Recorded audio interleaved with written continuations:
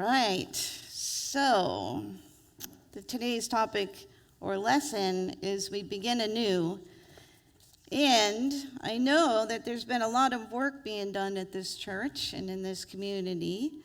And I know that you did the burning bowl ceremony. Yes. And then we did the white stone ceremony. And maybe you made New Year's resolutions. And now we are 28 days into January, and we're all healed. Everything came true, right? No, now the work begins. Because I don't know where you are with yours, but now we have to remember that we began anew. Now we start to work, right? It's all great for the first few weeks, and then it starts to get a little bit harder and harder sometimes. Sometimes, maybe you're doing great with your plans. So, in fact, we have to let go and let God. So, and as we move closer to Lent, we're going to see that Unity's putting out the Lenten series is called Let Go and Let God. So let go and let God now do the work. We still have to do a little bit of our work. So today I want to talk to you about two terms that we use in Unity. It's a little bit different than we use out there in the world, and that's personality and individuality, okay? So the world kind of caters to, and we get marketed to our individuality. We're all different. It wraps into our personality. But I don't know about you, when I go to buy toothpaste, I stand there in a panic and stressed out because there are so many brands of toothpaste. I just want to brush my teeth. But I've got tartar control and paste and gel, and I can mix them together. I can have a shiny box or just a normal box. I just want to brush my teeth. But we are so used to the marketing of individual, and there's nothing wrong with that. But when we talk about the spiritual individual, it's a little bit different, which I'm going to talk about in a minute. But personality tends to get in our way. So sometimes when we have work to do, we have to move and work on the personality to get it out of the way so that God can do the work that needs to be done through you. I had a boss a long time ago that was quite a personality. She was 5 foot, maybe about this big. And she walked kind of like this, and that's okay, and nothing wrong with it. She was Italian, and she was aggressive, and she would come into the office, and she would say, "It's too quiet in here." So she would create chaos. And we worked on deadlines. We were in a creative services department, and everybody's doing their thing. We're peaceful. But here she would come along, and quiet meant nobody's doing anything.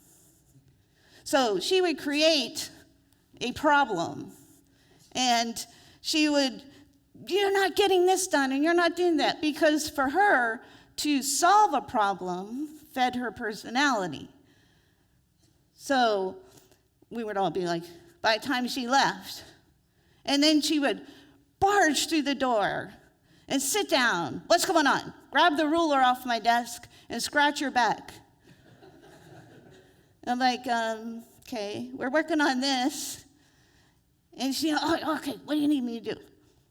Okay, keep her in mind, because that is the personality that I tend to retreat on. So I'm not like that. I'm like a little laid back and stuff. So that throws me off kilter when I have a personality that's strong like that coming at me.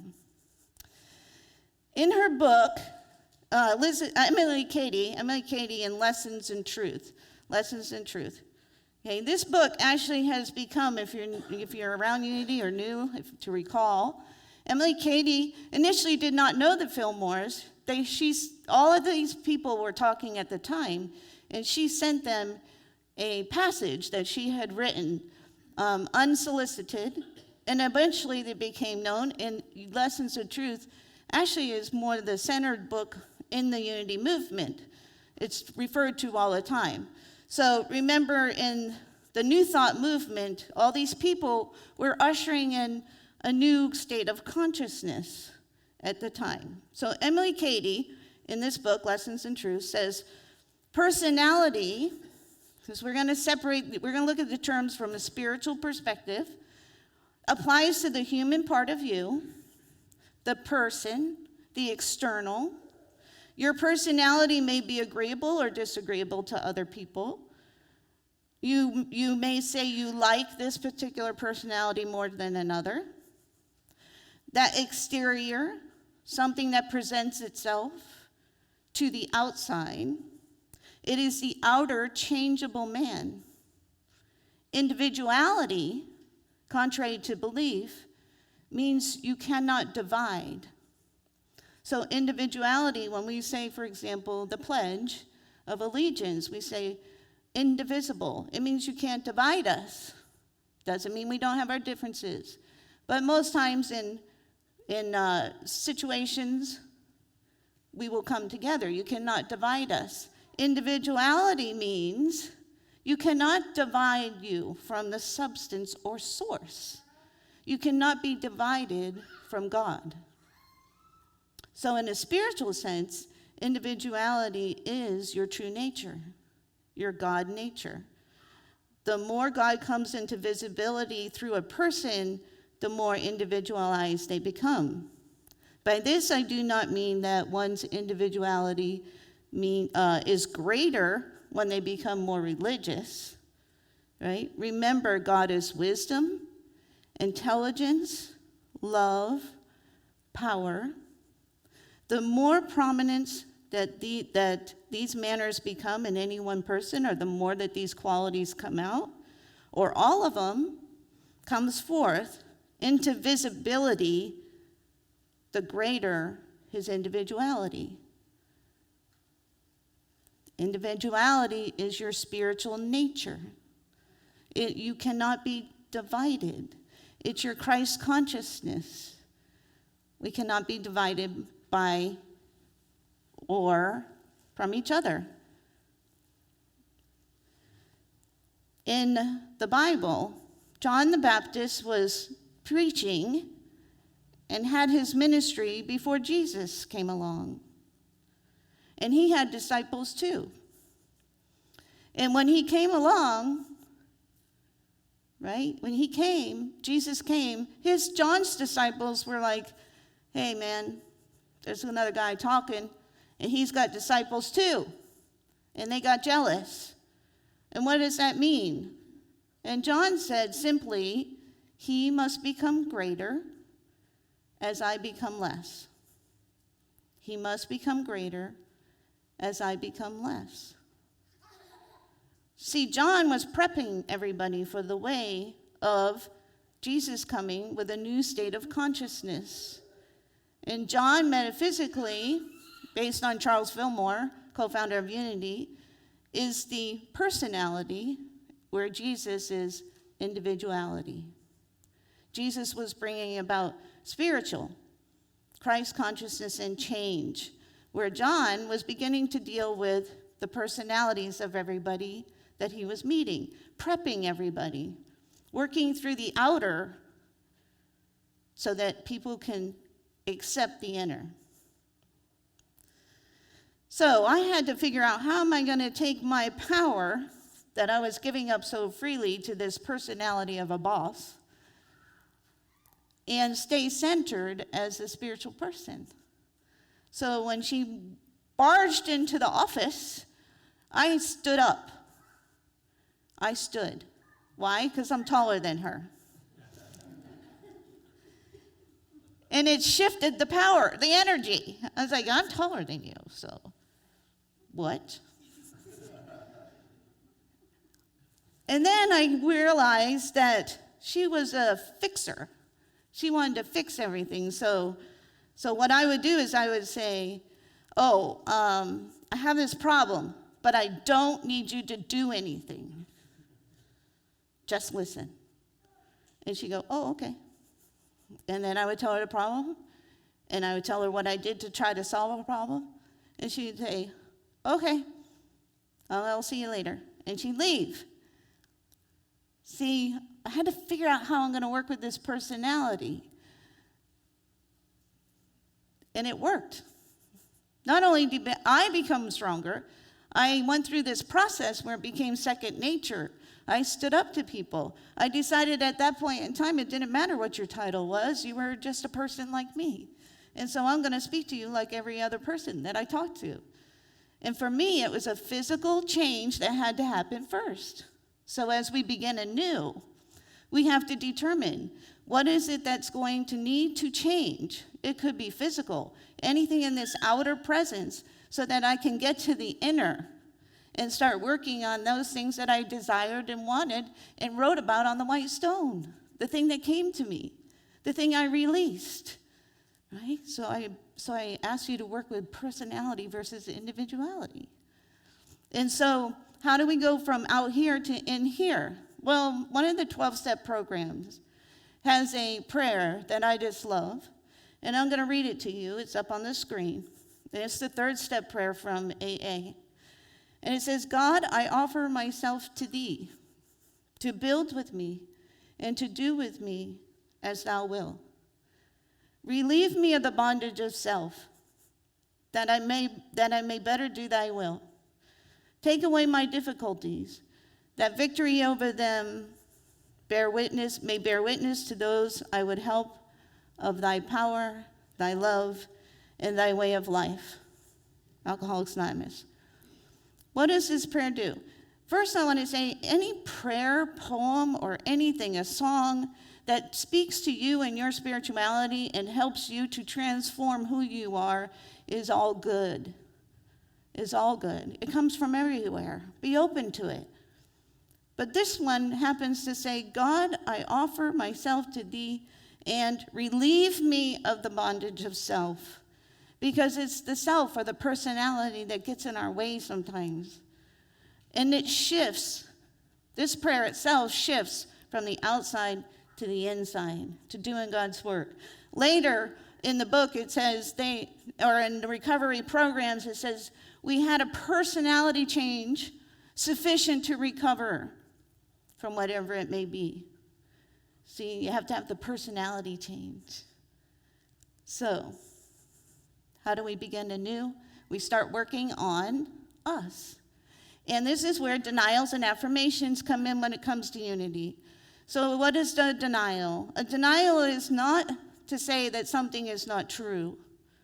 A denial is to say that it has no power over me. It's not that she didn't come in and create chaos. I'm going to deny that, ignore it, and allow it to continue to happen. But she did not have power over me when I was able to take it back, right? When I stood up. So a denial is that not that you deny something happens and that you don't take steps to fix it, but just that it doesn't have power over you as an individual, as a God's child, right? An affirmation, obviously, that you affirm or declare something to be true. I like the Bible passage from Job 22:27, and it says, you will pray to him, her, whatever. He will hear you, and you will fulfill your vows. What you decide on will be done, and light will shine on your ways. What you affirm will be done, and light will shine your ways. Okay? Affirmation and denial. So how do I affirm what is happening so that I can get to that personality and then get to the individuality? So when you came in today, you should have been given a piece of paper that looks like this. Only yours is one side, one like this. If you didn't get one, raise your hand. We'll have the ushers come give one to you real quick.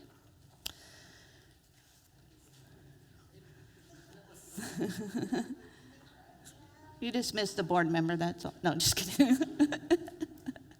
I think we have one over here as well. So this little piece of paper, and take and use it as you will, but let's go through this for a moment. At the top it says, he must become greater, I must become less.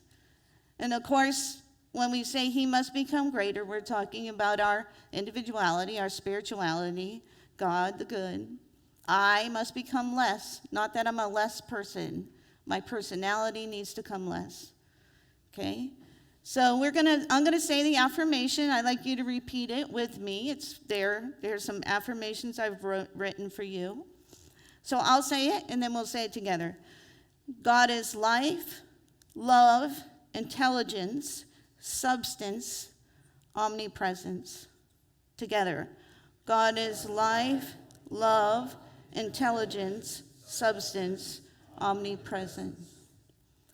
I am a child of God. Life, love, wisdom, and power flow through me. Together. I am a child of God. Life, love, wisdom, and power flow through me. I am spirit. I am one with God. Together. I am spirit. I am one with God. God works through me.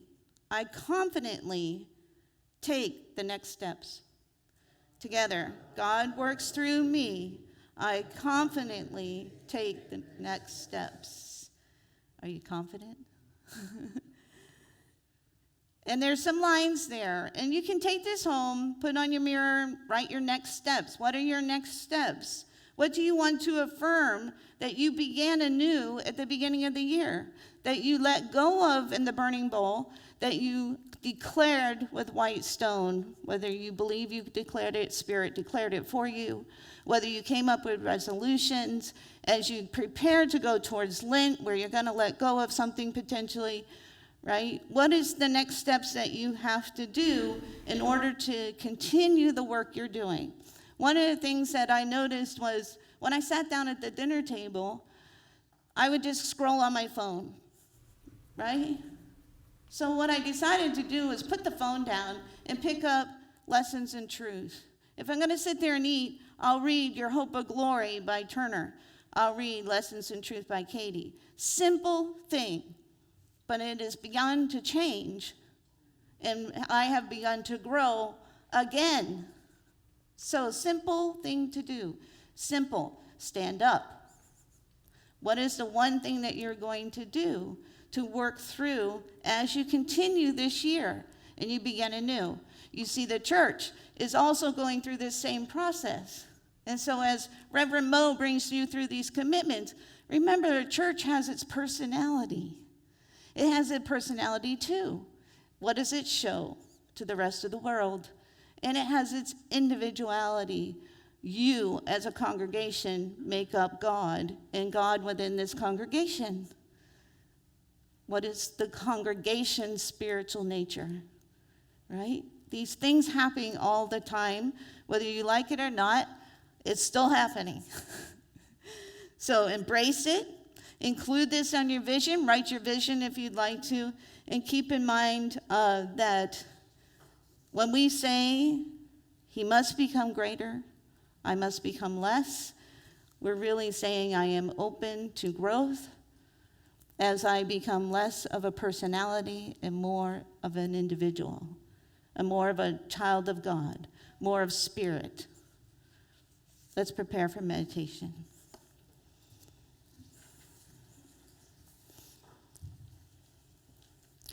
Just close your eyes. Put your feet on the floor flatly. And as we get prepared, I'll tell you that one of my biggest resistance when I came into Unity was meditation. I could not close my eyes long enough, focus long enough, because I'm a doer and I have to-do lists to do. But over time, I just kept doing it. And so I invite you to take a deep breath and release. Allow your arms to just relax by your side in a natural position. If you're new to meditation, just close your eyes. This is a moment where we just pause and we try to move our focus from our head space to our heart space, to that of God, our soul. Take another deep breath and release. Relaxing the torso, relaxing your legs. Allow your legs to naturally fall wherever they may be. We're letting go of control of the body and just being in this moment.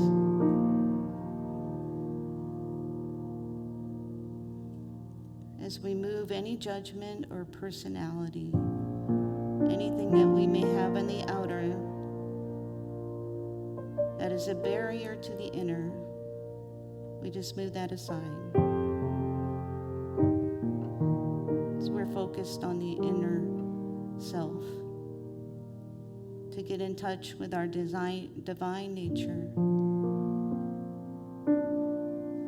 to get in touch with the energy of spirit.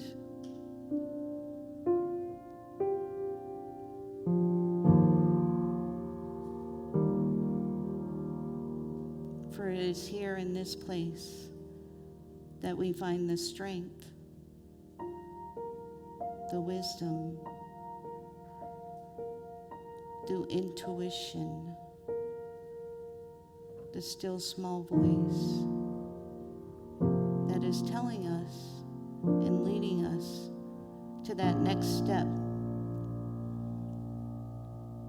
to that next place, to that next lesson.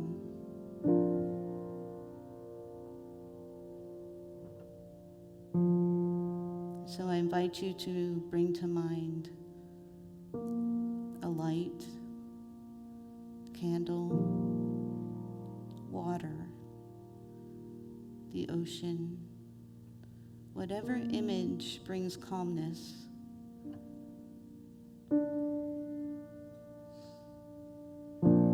As we take a moment in the silence to just be.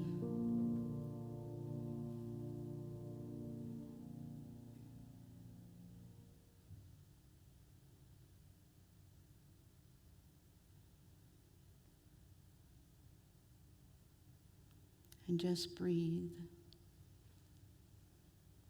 Take a deep breath and release.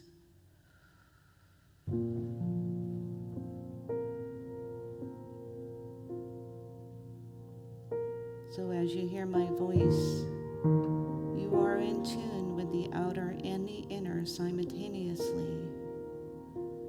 Right now, everything is open. You are connected.